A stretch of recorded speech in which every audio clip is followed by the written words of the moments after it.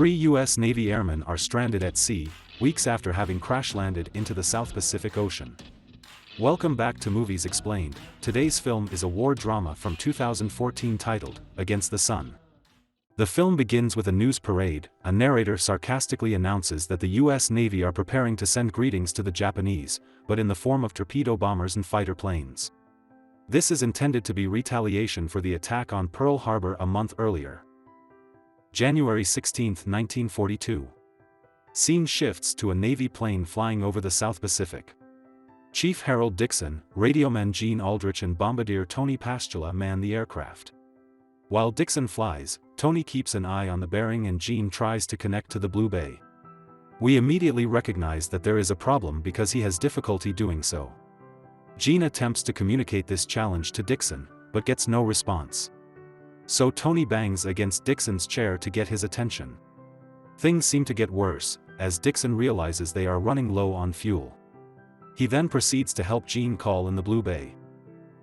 Dixon instructs Tony to release the bombs so that the plane can gain altitude. Gene admits that they are out of range. At the same time, the fuel tank is rapidly depleting. Dixon immediately begins to ease his gear. He announces that he's about to land the plane in the ocean, and orders that a few supplies be prepared. However, they crash land faster than expected, and are only able to grab a tiny life raft, out of fear of drowning. It takes them some time, but the men are finally able to turn the raft over and get on it, using their life jackets as a handle. When they have settled in, the men introduce themselves. Tony says he's been on a few missions with Dixon in the past. Dixon and Gene exchange words about what happened the previous night, each man indirectly insinuating that the other did something wrong.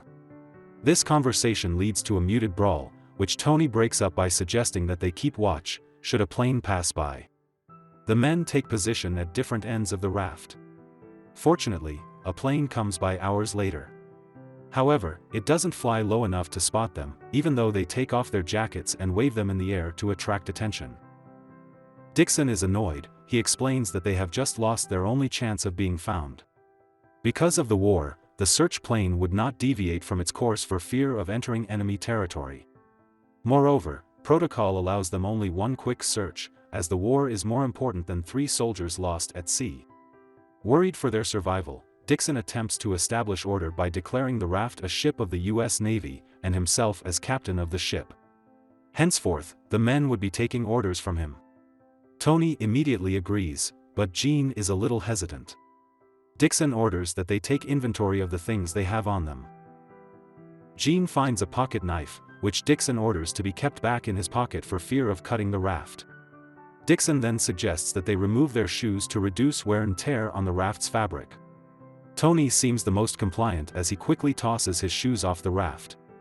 Gene hesitates a little but tosses his shoes as well. Dixon, however, hangs on to his. He gives a flimsy excuse for the decision which irritates Gene, but Tony has no issues with it. Tony also has a gun on him, which Dixon mocks him for keeping, since he can't swim. Tony reckons that it would come in handy at some point. Tony and Gene try not to let the isolation get to their heads, by making small talk the next morning. Meanwhile, Dixon is asleep on the other end of the raft. He has an altered flashback of what happened on the plane, a version that ultimately blames Tony and Gene for the crash. Dixon wakes up to find the guys having a silly conversation, while Tony wipes his gun down.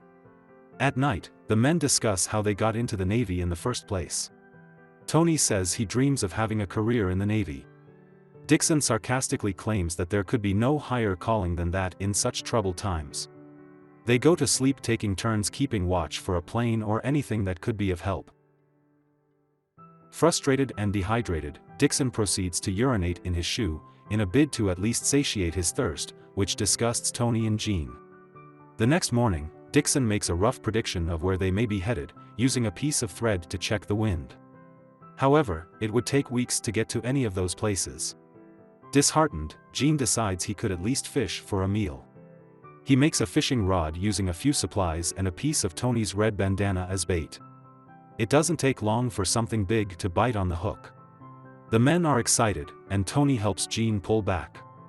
But when they reel it in, the hook is gone, and only the rope's loose end is left. Something down there appears to have been starving for longer than these men. The sun is scorching during the day. To stay cool, the men gradually remove pieces of their clothing. Tony obsessively cleans his gun, and Gene continues to try his luck with fishing. Suddenly, Tony is struck by a ray of hope. He thinks they might be on the line for an honorary award like a medal or the Navy Cross. Dixon is more concerned that they will be charged for the sunken torpedo bomber. Tony claims that the incident was not anyone's fault, but Gene insists that there couldn't have been anything wrong with a brand new plane, implying that Dixon was to blame. The heat finally gets to Gene. He puts on a life jacket and hops into the water for a swim.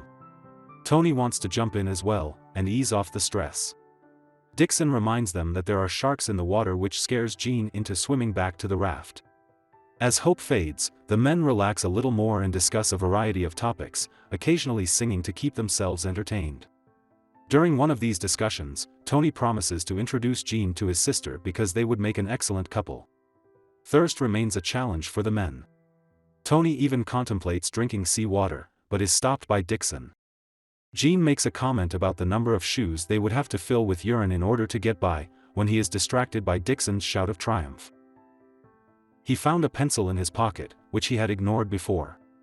He is now able to draw a chart, and keep a close watch on the direction they are heading in. Turns out, they've been headed in the right direction. However, Tony is concerned that the wind may shift, and blow them off course. So they construct a sea anchor using a life jacket, some wire and rope. This way, they can avoid being blown the wrong way, even if the wind shifts. With hope renewed, the other problem remains their thirst. But it isn't until later that night that the weather changes, and rain begins to fall. The men are excited and collect as much water as they can. After weeks of sailing, Gene gets tired of fishing fruitlessly, and proceeds to launch several random stabs at the water with his pocket knife, despite Dixon's protests. He is successful, as he manages to kill a shark. They cut the shark open and eat the little fish it had recently eaten. The shark meat is then diced and saved for later use as bait.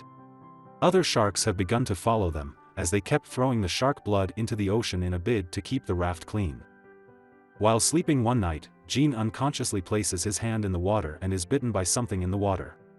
Dixon quickly wraps the injury with Tony's bandana, but it isn't of much help. Day 15. It's been a little over 2 weeks since the accident at this point, and they seem to still be in the right direction.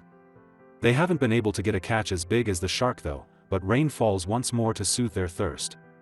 The scorch takes its toll on them, and their skin begins to have blisters. In the morning, as Dixon is taking a nap, Tony is sitting by Gene on the raft, and staring at his gun depressingly. Gene takes the gun just as a seagull lands on the raft beside Dixon, and shoots it dead. The blast wakes Dixon, as the bird falls into the water. He doesn't hesitate to jump into the water to recover the bird. A shark smells the bird's blood, and begins following Dixon. Tony and Gene try to shoot the shark, but the old gun is jammed and the bullets are stuck. As a result, Dixon is forced to swim as fast as he can to safety.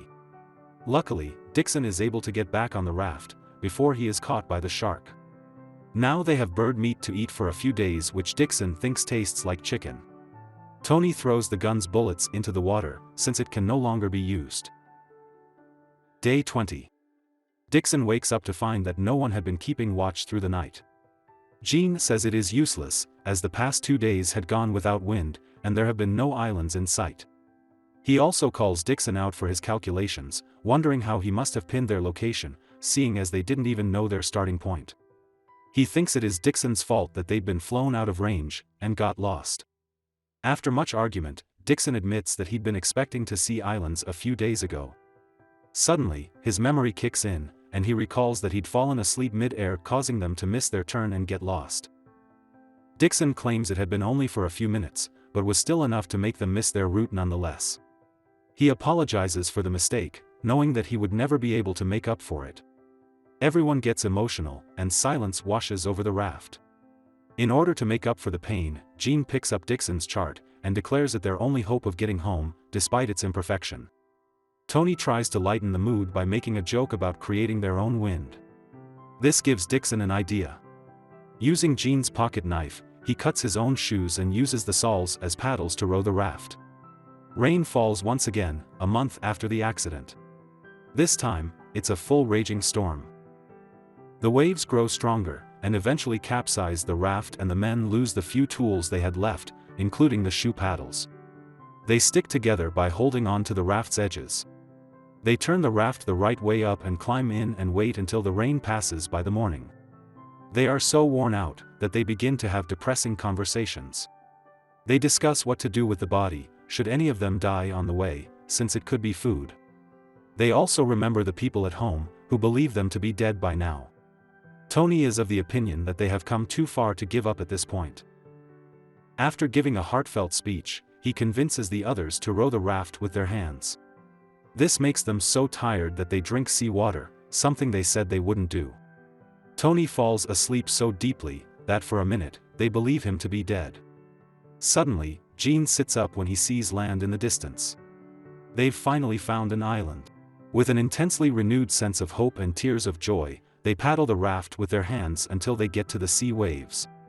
They move in, and the waves push them the last stretch of the way to the shore, where they crawl to land. On the 20th of February 1942, the men landed on the island of Puka Puka. After 34 days lost at sea, and sailing their raft over 1,000 miles. Harold Dixon was awarded the Navy Cross for leading his crew to safety. However, he never flies another combat mission again. Tony Pastula suffered major injuries that prevented him from pursuing a career in the Navy as he'd wanted. He died in 1986, and his ashes were scattered at sea.